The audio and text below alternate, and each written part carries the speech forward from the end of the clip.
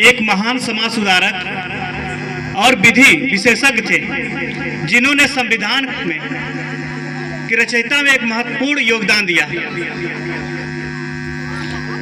उन्होंने कार्यों के लिए मरणोपरांत जब वो मर चुके, मरने के बाद उन्हें भारत रत्न से सम्मानित किया गया। जीते जी हमारे देश के लोगों के नेताओं ने करने नहीं दिया।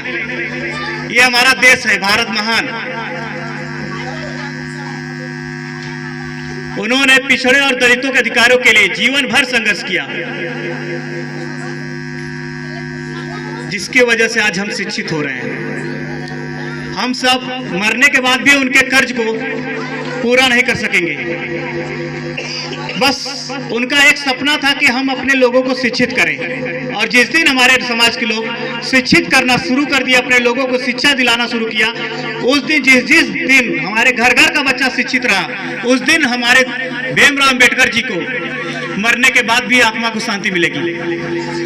जिनका उनका जो सपना था उसे हम पूरा करने के लिए समर्पित हमें रहना चाहिए, और एक दूसरे का पूरक बनकर, विद्रोह नहीं है, हम सबको एक दूसरे का पूरक बनकर कार्य करना चाहिए। उनके बताए गए दिशा निर्देश मार्गों पर चलना चाहिए। समाज में अन्याय अत्याचार को रोकने के लिए एकत्रित होना चाहिए।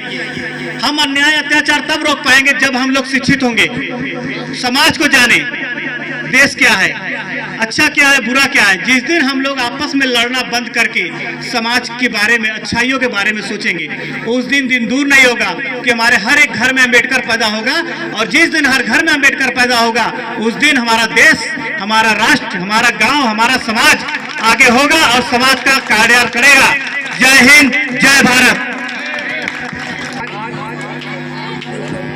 14 अप्रैल है और बड़ी खुशियों का दिन है हमारे लिए, और हम सभी लोगों से, जितने यहाँ पदाधिकारी बैठे हुए हैं, जनमानस बैठे हुए हैं, हम सबसे अनुरोध करते हैं कि अपने बच्चों को पर डे स्कूल भेजिए। एक स्कूल और शिक्षा ऐसी चीज़ है कि जहाँ हम एक ऊंचे पद पे बैठ सकते हैं। अगर आप वहाँ पे अगर बच्चों को शिक्षा नहीं दे पाएंगे, अधिकार के लिए जानेंगे नहीं, पहचानेंगे नहीं, हम अधिकारी के पास किसी अगर जाते हैं तो हमें मालूम ही नहीं है कि कौन सा धारा लगेगा, क्या करना है। अधिकारी तो बैठा हुआ है, हमारे लिए ही बैठा है, हमें अपने अधिकार के लिए मालूम नहीं है कि हम जाएंगे तो उससे प्रश्न पूछेंगे क्या।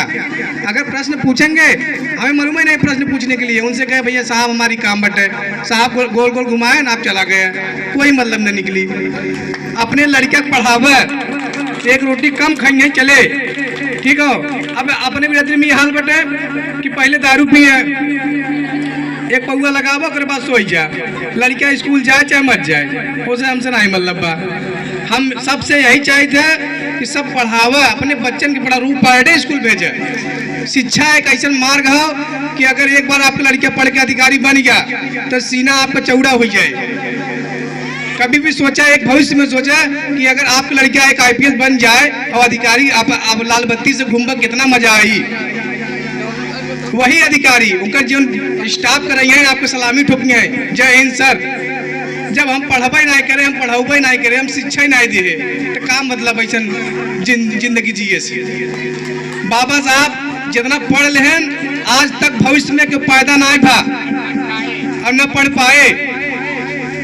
इतनी डिग्री लाभ दावा बैरिस्टर हो के, यहाँ ना विदेश से बैरिस्टर हो के, क्लास के बाहरे जौन की क्लास में बैठे नहीं दियागा, क्लास के बाहरे जौन बैठे, बढ़ के जौन बैठे, सोचा न कोचिंग रहा हो पास, न कोचिंग चल रहा, अकेले सोचा, अकेले यहाँ भारत